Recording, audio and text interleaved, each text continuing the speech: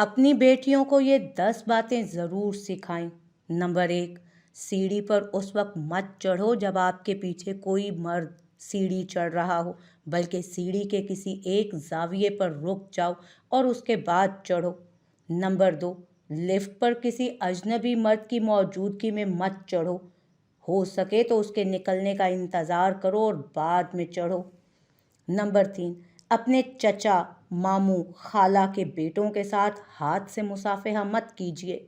Number 4, अपने साथ गुफ्तगू करने वाले शख्स के साथ हमेशा मुनासिब फासला कायम रखिए।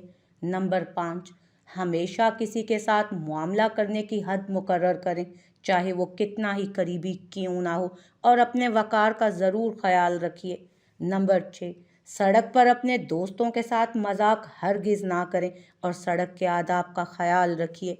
नंबर 7, जब कोई मिलने आए तो उसे तवज्जो दें, बड़ों के एहतराम में खड़े हो जाएं और थके मांदे और बूढ़ों को बैठने के लिए अपनी कुर्सी दें, अपनी जगह दें।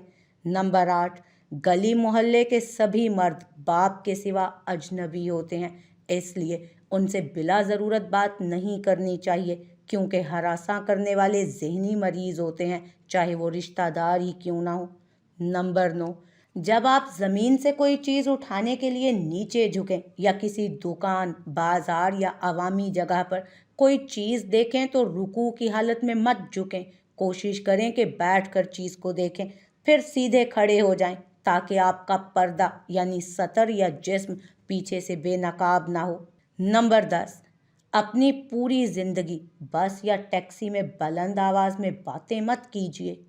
सभी बेटों, बेटियों और बहनों के लिए भी यही सब बातें और आदाब बहुत ज़रूरी हैं सीखना।